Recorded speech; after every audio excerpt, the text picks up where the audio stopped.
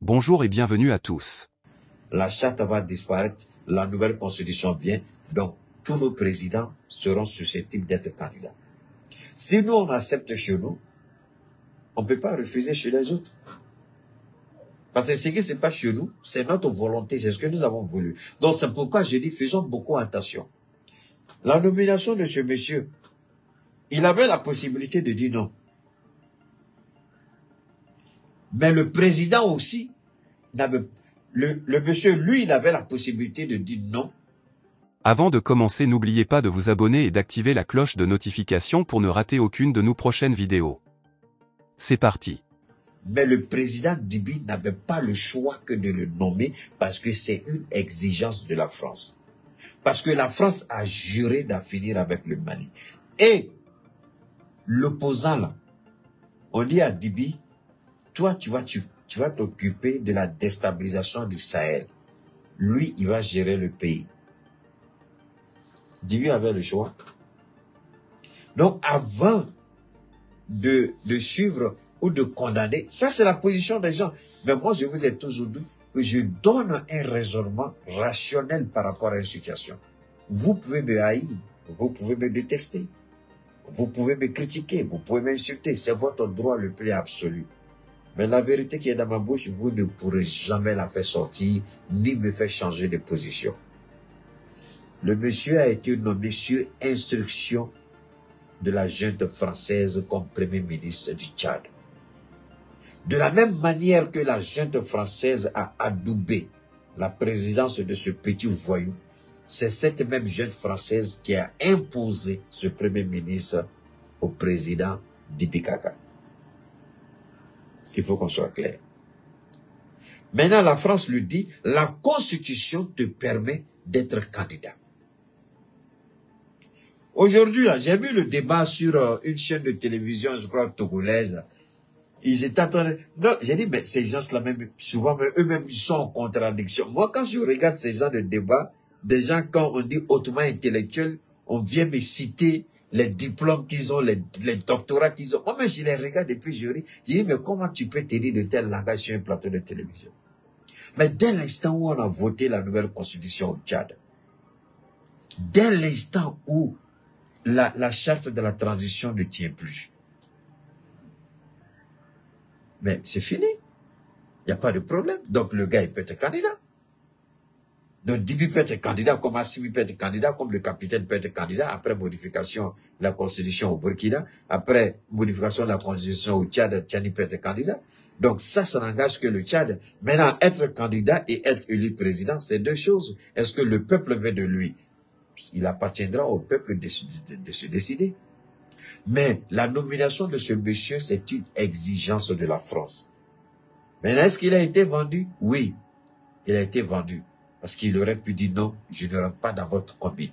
Mais s'il est rentré dedans, c'est qu'il a été vendu.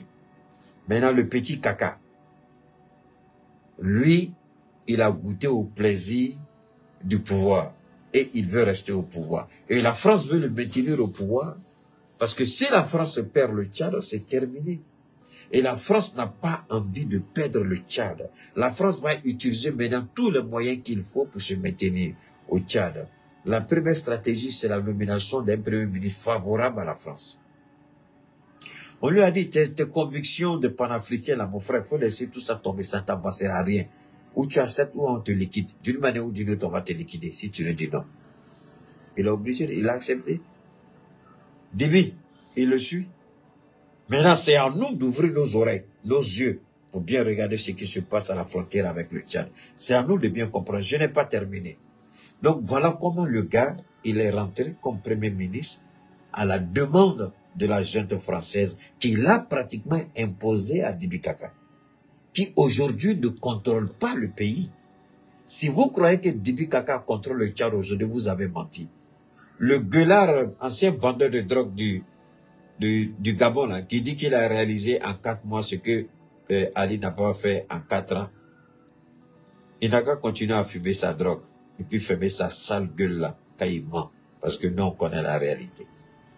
Alors maintenant, cette soi-disant tentative au Burkina Faso, il n'y a pas eu de tentative au Burkina Faso, je l'ai dit, je le répète. les services de renseignement burkinabés sont aujourd'hui très efficaces. Les services de renseignement de l'Iptako Gourmand sont très, très avancés. Je dirais même sont, en Afrique, l'un des meilleurs services de renseignement. Je n'ai pas dit qu'il n'y a pas eu de tentative. Je n'ai pas dit qu'il n'y aura pas de tentative. J'ai dit tout ce que spirituellement Alassane Ouattara est mort. Donc, il n'y a rien de bon de lui qui peut atteindre un de nos États. Ça, c'est un. Nos services de renseignement ont anticipé. Est-ce que vous avez une idée du nombre de coups d'État qui ont été déjoués par le service de renseignement malien contre Assimi Goïta? C'est-à-dire que vous, on vous fait crier l'émotion. L'Africain, c'est ça. Et moi, je me tue à vous faire comprendre de sortir de l'émotion. Et quand les gens crient wow, wow, wow, wow, c'est ça que vous aimez. Mais quand vous allez écouter les wow, wow, wow, là, ici, là, c'est pas votre place. Parce qu'ici, là, ce sont les grands esprits qui parlent. Et on parle poliment, on se respecte et on se comprend. La tentative d'évasion de Bazoum, le général Tchani était au courant, le service de renseignement, tous les 3 services de renseignement étaient au courant. Mais ils ont laissé parce qu'ils voulaient la tête. On savait que Bazoum n'allait pas sortir, mais c'est la tête de Bazoum qu'on voulait. On a laissé, parce que c'est la tête de l'opération, pardon. Celui qui était à la tête, c'est lui qu'on voulait. Et puis avoir des informations. Parce que si vous ne laissez pas l'opération se produire, si les gens s'échappent, comment vous allez avoir des informations? Donc c'est la même chose au Burkina. Ceux qui ont été contactés, ce sont les hommes de main d'Ibrahim. On les a approchés. Mais Alassane Ouattara n'est pas bête, il a tiré les leçons. Vous croyez que les 5 colonels-là n'ont pas été approchés par Alassane Ouattara quand ils ont pris le pouvoir? Ils ont été approchés. Et lui-même, il le dit. Ils m'ont doublé, ils ont pris mon argent et ils ont refusé de faire ce que je veux. C'est la même chose qui est en train de se produire dans tous les 3 pays. Quand vous les approchez avec les milliards, ils vous écoutent. Ils font comme Soro Guillaume l'a fait avec Alassane Ouattara. Alassane Ouattara voulait piéger Soro Guillaume. Il a envoyé, et Soro savait que l'homme qui Alassane Ouattara envoyé, c'était pour le piéger. Donc Soro Guillaume a enregistré leur conversation. Et la conversation, il remet à Ouattara. Ouattara manipule l'enregistrement, il donne à Abdou Richard et on utilise l'enregistrement contre Soro Guillaume pour l'accuser à perpétuité. Alors que l'homme qui allait vers Soro, celui-là, il marche libre en Côte d'Ivoire. Mais c'est Soro qui est condamné. Pourquoi celui qui avance l'idée n'a pas été arrêté en Côte d'Ivoire? C'est quelle justice ça? Posez-vous la question, pourquoi Ouattara a fait ça? C'est Soro qui voulait faire tomber. Et comme Soro a compris son jeu, il a enregistré. C'est la même chose. Et c'est ce Soro qui se trouve dans le Liptako Gourmand. Est-ce que vous pensez réellement? Oui. Oui. Donne-moi une seconde. Donne-moi une seconde.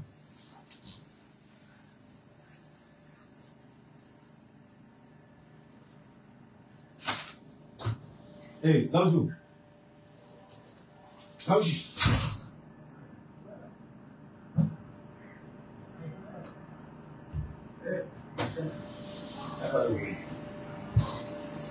Dormais, Soumet, tu dormais. Ouais, donc c'est là.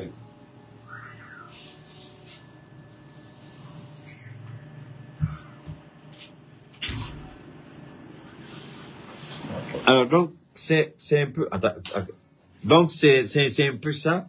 Le Burkina, c'est... Les gens qu'ils ont approchés, c'était les hommes du capitaine. Ils les ont laissés.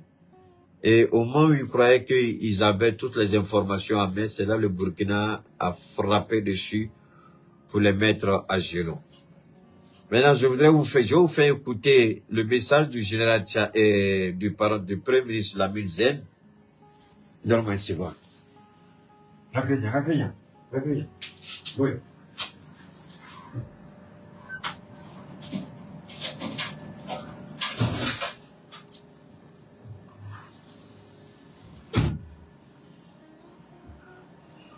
Alors, donc,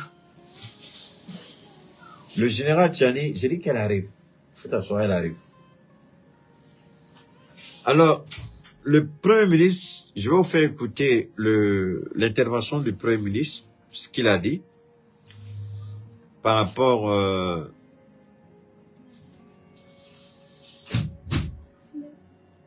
Mouglé. Ah, baby. E matakuma kadele. C'est pas.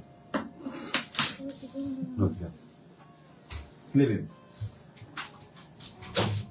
Il me dégueule là. Et me monnaie le mot là. Et des choses mani. Et bagaléa. C'est pas vrai. Alors, comme je le disais, cette soi-disant tentative de coup d'État, moi je vous dis au Burkina Faso, chacun n'a qu'à aller dormir, il n'y a pas le feu à la maison. Ces présidents-là sont mieux renseignés que vous ne pouvez l'imaginer. Et ces présidents-là sont prêts à toutes les hypothèses. Ces présidents-là sont prêts à toutes les éventualités. Ces présidents-là sont plus prêts que vous ne pouvez l'imaginer. Si quelqu'un décide de vendre sa propre vie et qui n'a plus besoin de sa vie, il peut aller s'amuser et tenter de vouloir faire un coup d'État au Burkina ou au Mali. Mais c'est parce qu'au Mali, on ne fait pas de vagues, on ne fait pas de bruit. Sinon, il y a eu au minimum 5, pour ne pas trop exagérer, je préfère me limiter au moins 5 tentatives, au minimum 5 tentatives d'assassinat et de coup d'État contre Assimi Goïta. Au minimum. Mais on n'a pas fait de vagues. Il a dit, pas de vagues, pas de panique. Je ne veux pas que la population soit panique. Au Burkina, c'est la même chose. Donc souvent, ils font semblant de dire des informations ou de donner des informations dans l'intention de créer la panique. Dans l'intention de créer la panique.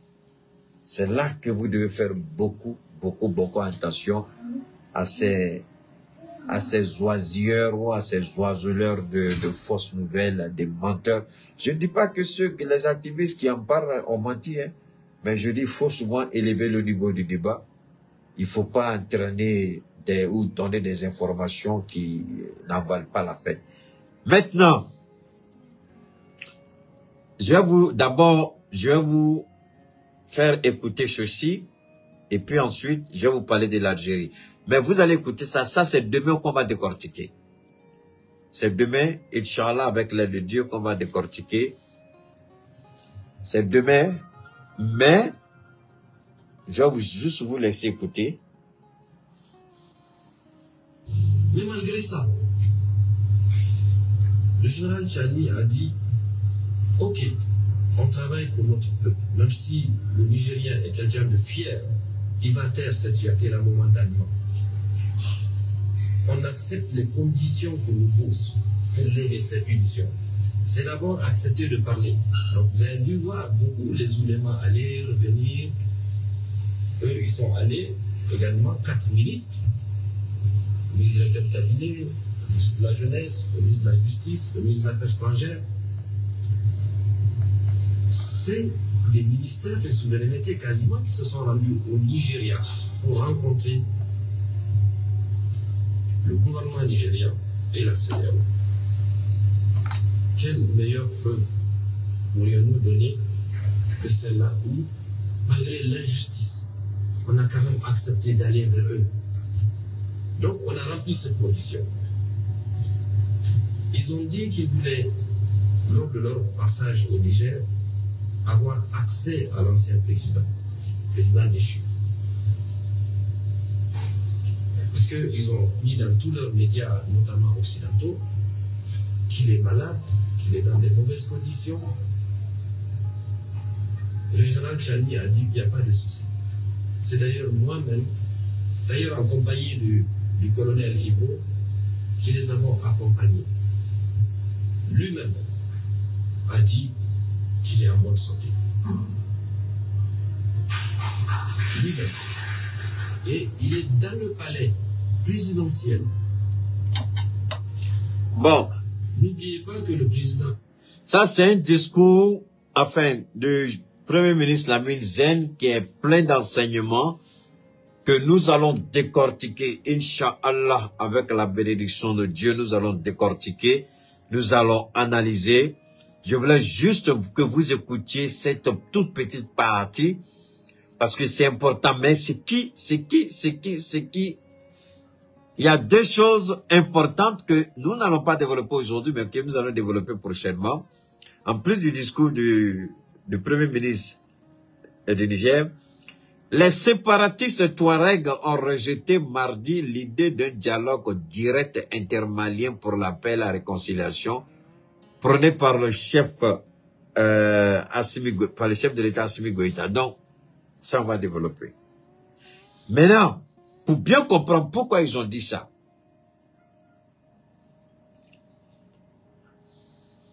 maintenant, pour bien comprendre pourquoi il faut dire ça. Et alors, non, il y a beaucoup de kibaradouements, c'est pas vrai. À Kidal aussi, c'est pas fini, hein. Il y a une autre information que nous allons développer, Inch'Allah. Suite à une descente dans le centre-ville de Kidal, le commissaire divisionnaire Mamadou Doumbia et ses hommes ont mis la main sur une importante quantité de munitions, des armes et plusieurs autres équipements de guerre utilisés par les groupes armés terroristes et leurs alliés dans le quartier Etambar de Kidal. Vous avez entendu. Ça, on va pas développer ça aujourd'hui. On va développer ça après. Maintenant, je reviens encore ici. Ce qui est important, ce que je vais te dire ici, voilà le vrai visage, le véritable visage de l'Algérie. La dernière édition du journal officiel d'Algérie du 31 décembre 2023 annonce que les comptes de prêts accordés à des gouvernements étrangers sont clôturés et leurs soldes versés au compte de résultats du trésor. Donc l'Algérie avait décidé, d'après ce que on dit, d'aider des gouvernements. Sur la liste des pays concernés, il y a notamment le Mali, le Niger et le Burkina Faso. Des États qui ont adhéré lors de la réunion de Marrakech du 23 décembre à l'initiative lancée le 6 novembre par le roi Mohamed VI permettant l'accès aux pays du Sahel. Qu'est-ce que je vous ai dit? Moi, je n'aime pas avoir raison. Je n'aime pas avoir raison. Voilà le vrai visage de l'Algérie. L'Algérie qui était venue plaider sa cause. Voilà le vrai visage de l'Algérie. Tout ça, on ne va pas développer aujourd'hui. Tout ça, on va garder pour demain, Inch'Allah. Parce que développer chaque partie de ces choses-là, ça demande du temps, ça demande de la réflexion, ça demande de l'élévation, ça demande de la maîtrise, ça demande de la connaissance. D'abord, vous voyez, dans l'Algérie, quand j'ai dit au ministre Diop, arrêtez de courir après ces pays maghrébins qui aujourd'hui se considèrent mieux que nous. Si l'Algérie dit qu'elle aujourd'hui elle va plus donner l'argent au Mali, ça veut dire quoi? Ça veut dire que le Mali tendait la main avant, comme un mendiant à l'Algérie. C'est que nous étions des mendiants avant l'arrivée d'Assimi Goïta. On faisait la mendicité politique avant l'arrivée d'Assimi Goïta. Voilà la vérité qui est là. Je vous ai dit, quand ce petit-là criait, woyo, woyo, woyo, woyo, woyo, je dis encore son nom parce qu'il m'a très énervé. Ce petit qui s'est dit, Babo Koné, là, qui ne connaît rien en politique, si c'est pas gueuler, ma source. Keïta n'a pas de source au petit. Il va te faire asseoir et toi, toutes tes sources au monde là, et puis il va vous enseigner. Je vous ai dit. Je vous ai parlé du Maroc. Je vous ai dit, on veut utiliser le Liptako gourmand pour régler un compte entre les deux pays. Mais ne rentrons pas dans leur jeu. On ne peut pas quitter dans une domination pour aller dans une autre domination. Voilà. Donc, parce que le Maroc continue d'attribuer des bourses au Mali. Donc, le Maroc soutient le Mali. C'est tout ça là qu'il faut arrêter. C'est tout ça là qu'il faut arrêter. Nous, on doit se défendre seul. On a, Monsieur le Président, voilà, si le peuple n'était pas prêt à payer un lourd prix, un lourd sacrifice, si le peuple n'était pas prêt à accepter la fin pour que tu fasses sortir le Mali de la galère, il y a longtemps, le peuple était sorti dans la rue. Bon, finalement. Donc, Ces petites aides minables de ces pays-là même qui se cherchent eux-mêmes, là, on n'en a pas besoin. On n'en a pas besoin. Je vous dis seulement, je vous mets la puce à l'oreille. Voilà ce que l'Algérie a fait. Le Maroc aussi a fait quelque chose. Le premier ministre du Niger a parlé. Inch'Allah, demain, on va discuter, on va terminer, on va boucler la boucle. Ma foi, je vous ai dit, oh, et si tu peux dire, je n'aime pas ce gars-là, il a la grande gueule, mais tu ne pourras jamais dire que ce gars-là ne connaît pas la politique. Tu ne peux jamais dire tout ce qu'il a dit est faux, à moins que tu sois atteint de la malédiction qui ne dit pas son nom. N'oubliez pas de vous abonner et d'activer la cloche de notification pour rester informé de nos prochaines vidéos. Restez à l'écoute pour les développements passionnants à venir.